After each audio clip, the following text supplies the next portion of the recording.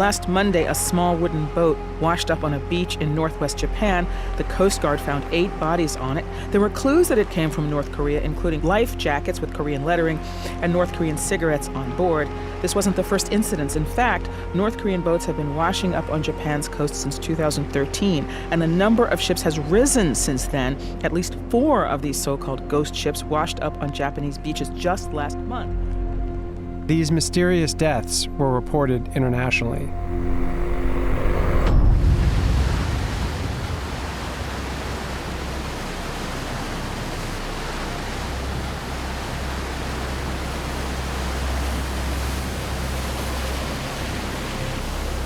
Japan suspected these grim cargoes had once been spies or defectors, lost and starved to death in stormy seas. In addition to the mystery of these dead men, another curious fact also intrigued me.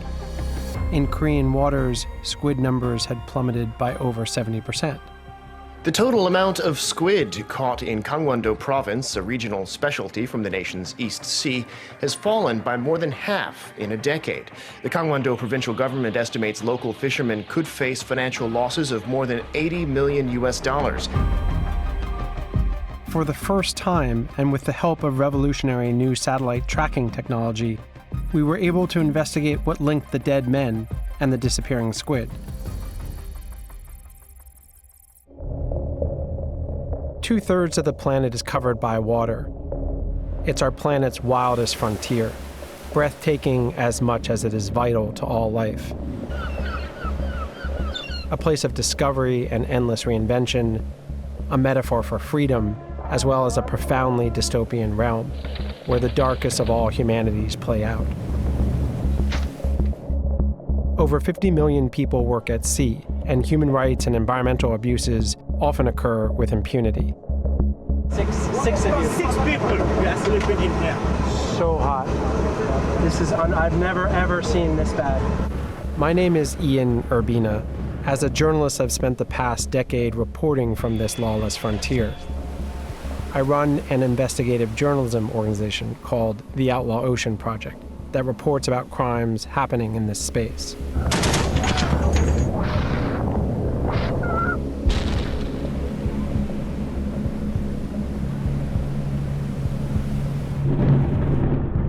This is the Outlaw Ocean.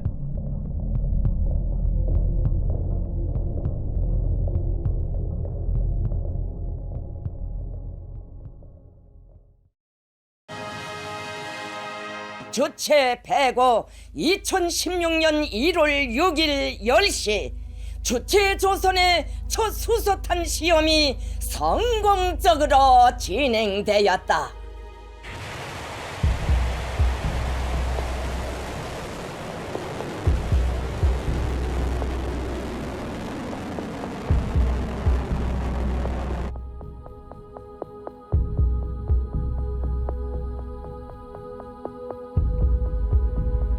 After sanctions, the North Korean currency collapsed, and the North Korean leader turned to fishing to generate export revenue and stave off famine. Soldiers were forced to become fishermen overnight to bolster the effort. Many thought that the dead who washed ashore in Japan weren't defectors at all, but seafarers desperate to catch food, poorly trained, navigating ill-equipped boats, straying too far in the high seas. Fuel had run short, engines had stalled, a storm had finished them off. All North Korean stories are hard to investigate. Gaining access is difficult. It's harder still if it involves its unclaimed corpses washed up on foreign shores.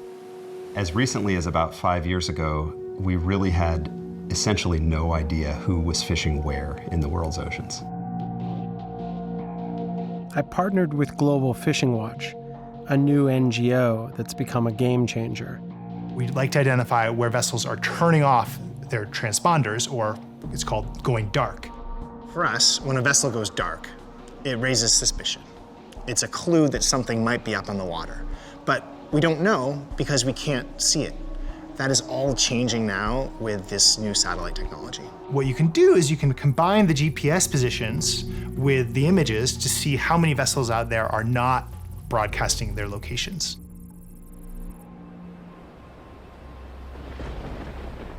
In order to catch squid, you can't stay dark for long.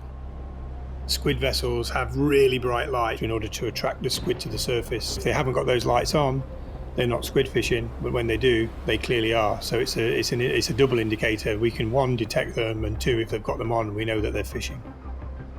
And we were able to teach the computer through machine learning to recognize the different fishing patterns that we needed to see. And what we discovered after looking over a year's worth of data is there was probably 1,000 vessels fishing illegally in North Korean waters in contravention to UN sanctions.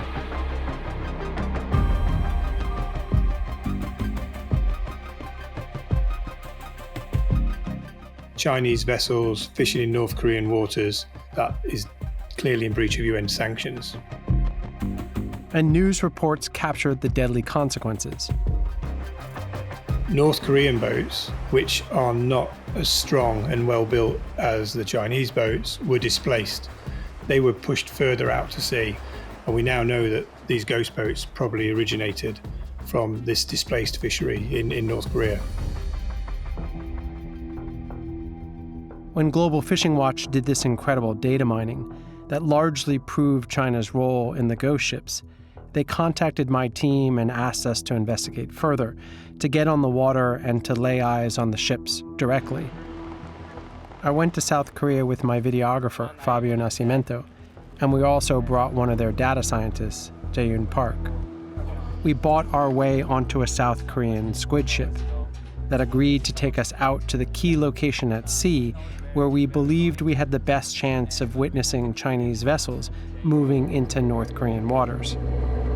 We'll be there for 36 hours, probably not sleeping, probably a little bit miserable, depending on the sea conditions. Yeah, we can get as many Chinese vessels as possible and say hello.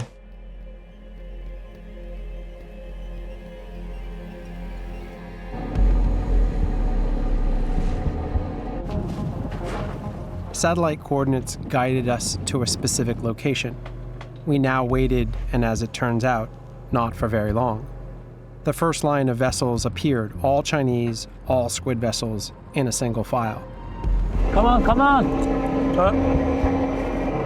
There they are. Let me get my binoculars. I don't know what type of boat it is yet. All these vessels were dark. Their transponders were off. As they passed in front of us, we tucked in behind and began to follow them. Given the shape of the boat, I think it's a trawler. Look through.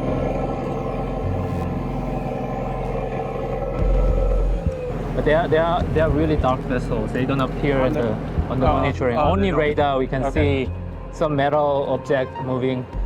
Okay, all right. And there are three? This guy behind? There are four. There are four. Are these trawlers? Look like very much trawler. Wow, I've never seen this. You can see really the structure of the vessel. It's wild. It's really wild. We were able to gather valuable evidence that they were all Chinese and that they were all squid vessels. We put up a drone to get a closer look and document further identifying details. 드론이라고 있잖아요. 그것도 올려가지고 그걸로도 할 거예요. We then radioed to the Chinese and tried to make contact with them. They didn't reply. Well, not verbally anyway. But their message became clear. They're annoyed. Yeah. We see another boat very close. Looks very modern. We're getting very close. In fact, we're on a collision course. Flying boat. We peeled off at the last minute to avoid a collision. That happened. Okay. The Chinese swatted at us. Right. The aggression leveled at us was illustrative of the muscular way that these fleets operate on the high seas. The next morning, we encountered a second cluster of Chinese vessels. We gathered more evidence of the size of the fleet, the direction of travel, and whether they were flying Chinese flags. We were so close, I could even see their numbers. but it's got Chinese characters in front. This guy's coming right at us. Should we be worried about that? We got 2 more over here. So what's our total tally then? 1, 2, 3, 4, 5, 6, 7, 8, 9. Wow, this is like unbelievable. Look at it, like. They're all coming. Well, it's also just like zombies. there's so many of them. We returned to the United States with an enormous amount of evidence. Human intelligence gathered on the seas, corroborated by artificial intelligence in the skies, proving that, beyond a doubt, giant squid fleets were illegally raking clean North Korea's waters. Of why so many North Korean bodies were washing up on Japanese shores, and why the squid stock in the area was disappearing. Today, China is the ocean's uncontested superpower. It commands the largest fleet in the world, and according to the UN, hauls in 15.2 million tons of marine life a year, which accounts for 20% of the global seafood catch.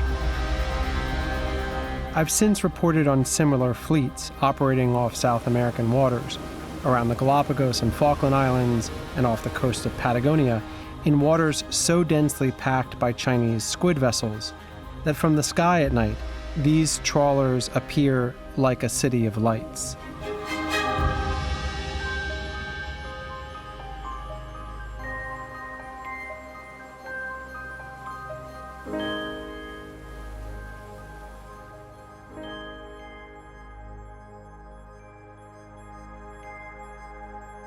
When a country makes abortion illegal, it doesn't stop any women from seeking an abortion.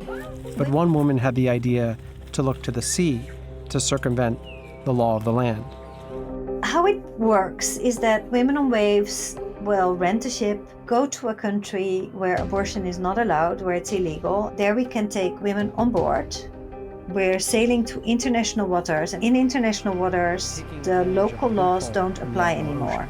And it's only the laws of the sea.